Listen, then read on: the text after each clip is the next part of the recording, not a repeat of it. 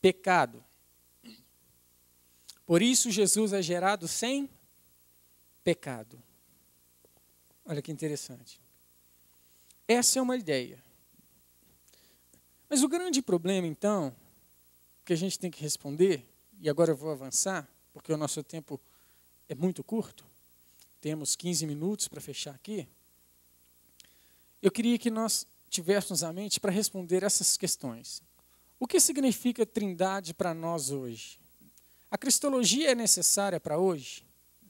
A grande questão é, como é que se faz cristologia hoje? Hoje nós pensamos muito em Cristo. Apenas o Cristo da fé. Apenas após a ressurreição. Mas a grande pergunta que Jesus nos fez é quem eu sou? Pedro diz, tu és o Cristo, o ungido. Mas quem é o ungido?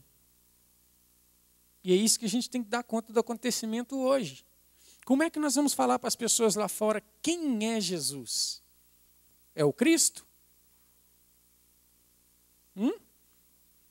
Nós vamos ver isso. Quem é Jesus de Nazaré hoje? É preciso, trabalhar com isso numa linguagem peculiar hoje. Temos que buscar uma linguagem que dá conta de responder essas perguntas. Apenas falar que Jesus é divino, Jesus é Deus, não dá conta. Não resolve toda a questão do ser humano hoje. Porque o ser humano hoje está o quê? Desumanizado. Onde é que foi parar a humanidade? Quando a gente fala em humanidade hoje, a gente pensa o quê? Como é que vive o ser humano hoje? De forma o quê? No caso, o que significa trindade? Repetiu aqui? Peraí, vamos voltar a avançar. Como apresentar uma linguagem que dá conta do fato hoje? Como pensar em Jesus e trabalhar a extensão do que ele faz? Por que Jesus vai morrer? Pensar que Deus ressuscitou Jesus é fácil de aceitar, não é? E Deus matou Jesus? Vocês estão achando que é fácil, né? E se Jesus faz a proposta do reino de Deus, por que ele foi parar na cruz, gente? Por que Jesus foi parar na cruz se a proposta dele era de reino de Deus? RD lá é reino de Deus. Por que Deus matou Jesus? Porque o crucificado é o mesmo ressuscitado que chamou Deus de Pai. Quais eram as propostas de Jesus? Quais eram as propostas de Cristo? Quando Jesus veio, será que ele tinha total compreensão de que ele era o Messias? Será que na mente de Jesus ele sabia que ia morrer?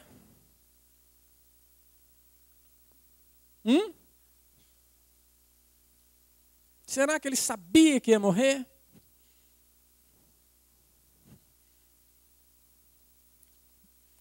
Será que desde os 12 anos de idade ele já sabia que era o Messias?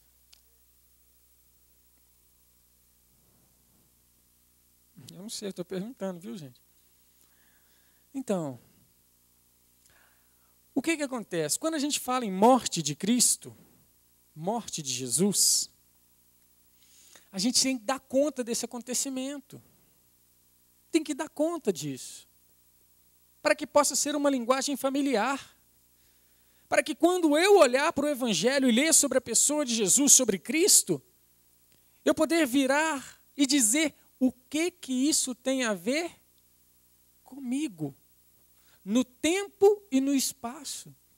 Quem é Jesus para mim? Será que resolve a questão dizer que eu aceitei Jesus? Ou ler nos evangelhos que Cristo ou Jesus me aceitou primeiro? Todo momento vocês estão percebendo a minha dificuldade de ler os evangelhos e mencionar apenas Jesus?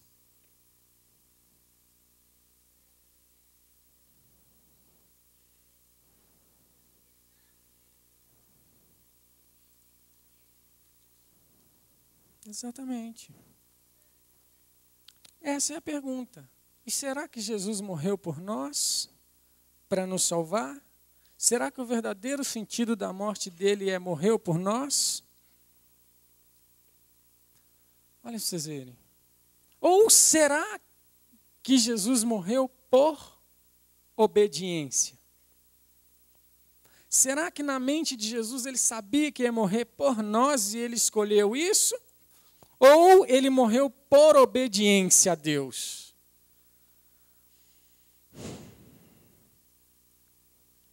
Boa.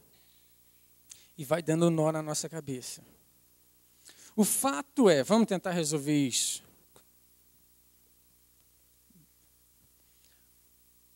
Quando Jesus... Oi? Não entendi. Nó de marinheiro, vamos resolver isso, vamos desamarrar esse negócio. No ministério de Jesus, os evangelhos são claros. Falam da vida, do ministério, da morte, da ressurreição, da ascensão. Até aí é claro. Quando Jesus vem como Messias, o Messias veio com as qualidades específicas de Messias. O ungido. O povo esperava o Messias de diversas maneiras.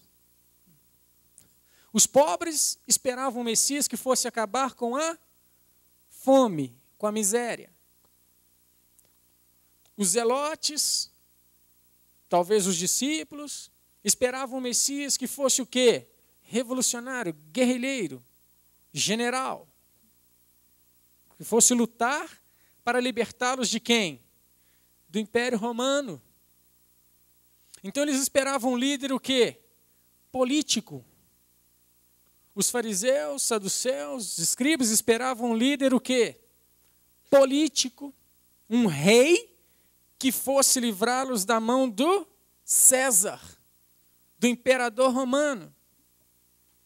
Aí, para início de conversa, me nasce quem? Um filho de carpinteiro. Simples. Humilde.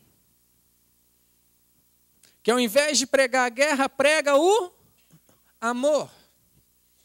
Que ao invés de querer combater os romanos, cura os romanos.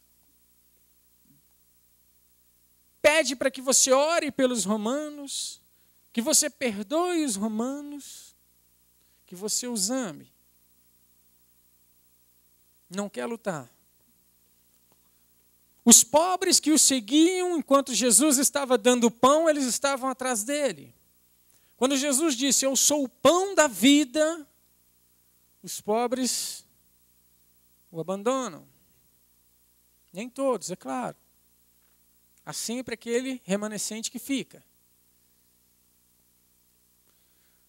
Quando Jesus começa a dizer que o sistema religioso da época estava indevido, que os escribas, os fariseus, os saduceus, os que controlavam a religião, não entendiam as Escrituras, nem o poder de Deus. Jesus está desafiando então o quê? O sistema religioso. Quando Jesus diz para Herodes, chama ele até de quê? Raposa. E que ele vive num covil de lobos. Quando ele fala para Pilatos que ele não tem autoridade sobre ele. Jesus então começa a desafiar o quê?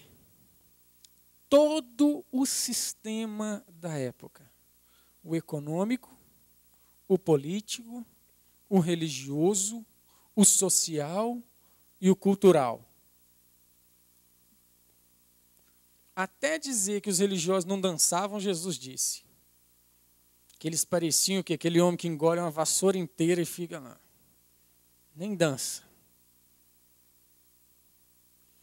Quando Jesus faz isso, Jesus está desafiando o sistema o quê? Humano ou desumano? Desumano. O que leva Jesus para a cruz? Enfrentar o quê? O sistema. Quando Jesus começa a mostrar para aquelas pessoas que eles eram desumanos e que ele veio pregar o quê? Reino de Deus, amor, justiça e, para complicar mais ainda a religião, chamar Deus de Pai e se considerar o Filho de Deus, aí sim, acabou. Tinha opção para Jesus agora, diante desses homens? Tinha que morrer, ué. Jesus tinha que morrer, gente. Tinha ou não tinha? Tinha, senão a gente não era salvo. Mas diante desse sistema, ele tinha ou não tinha? Não havia opção, não. O que lhe aguardava era o quê? A morte. Então, o que levou Jesus para a cruz foi a nossa desumanidade. Mas as Escrituras não afirmam que Jesus morreu por nós, sendo nós ainda pecadores? Abram comigo em Hebreus 8. Hebreus 8. Aleluias. Hebreus 8, capítulo 5.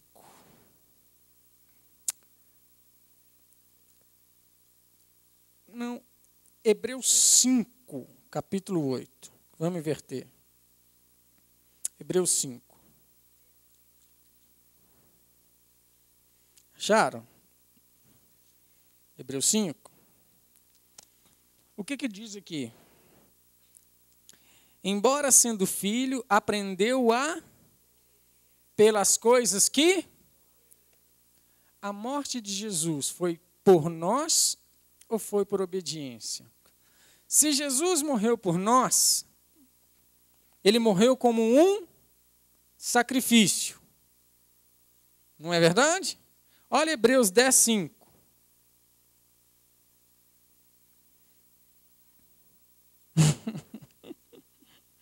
Hebreus 10, 5. Por isso, ao entrar no mundo diz, sacrifício e oferta não quiseste, antes um corpo me formaste. A pergunta é, se Deus é amor, amar pede alguma coisa em troca? Amor é se dar, é se doar, é se entregar, é dar totalmente ao outro. E Deus é amor em essência. Como um amor em essência que não pede nada em troca, pede um sacrifício por nós. Agora doeu. Pensar?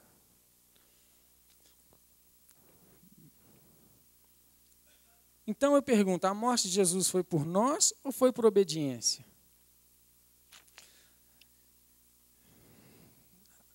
Não vamos responder ainda. Vamos continuar? Prossigamos e sigamos em conhecer o Senhor. Sim. Sim. Exatamente. Exatamente. Aí a gente pergunta, Deus matou Jesus. Exatamente. Olha que negócio, hein? Tudo bem. Não poupou nem seu filho por nós. O amor dele é tão grande que pediu um sacrifício. Olha que interessante. Vamos caminhar. Não precisa preocupar, não. Nós não saímos daqui hoje enquanto não respondermos isso. Isso eu prometo. Vamos responder. Se eu não der conta de responder, aí... Porque Jesus vai morrer, né? Então vamos ver aqui algumas coisinhas. Ah, aqui está escuro e está... Ah, tá. Mas onde é que Deus entra nessa história de morte do filho? Primeiro, eu perguntei se Jesus morreu por nós ou se foi por obediência. Primeiro, se o plano de Deus já está estabelecido desde o início, que Jesus viria para morrer por nós, obediência não faz sentido. Porque se Jesus não obedecesse, de qualquer forma, estava estabelecido. Mas era possível não obedecer? Ai, meu Deus. Se foi... Hã?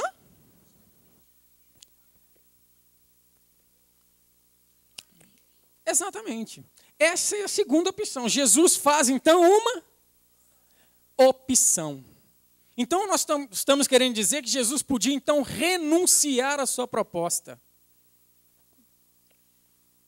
Seria possível? Sim. Então Jesus, isso é crucial para as nossas vidas. Não podemos aprofundar muito, mas vamos tentar entender o que levou Jesus para a cruz? A desumanidade. Jesus veio como um homem sem pecado. Quando Jesus é tentado em todas as coisas, ele não peca então porque ele o quê? Não quis. Ele faz uma não pecar. Se eu olho para Jesus como um modelo de homem para mim, um modelo de pessoa, ele quer mostrar exatamente para mim o quê? Eu não pequei porque não quis. Quando Jesus faz opção, ele está sendo o quê? Obediente a Deus. O que Jesus vem mostrar para a gente então? O que Jesus vem mostrar para a gente então? E essa é a grande pergunta que a gente está fazendo o tempo todo. Quem é Jesus hoje? Quem é Jesus? Há dois caminhos. O primeiro é a morte sacrificial. Como dar conta do acontecimento desta morte? O primeiro é sacrificial. O segundo é obediência. Se eu falar que Jesus morreu por obediência, eu vou tirar toda a ideia de sacrifício na minha mente. Ele não morreu por mim, ele morreu porque obedeceu. Olha só que complicado. Hebreus fala que ele foi obediente até a morte de cruz. Sacrificial, ele morreu por mim, um plano estabelecido. O que tem a ver essa morte comigo então?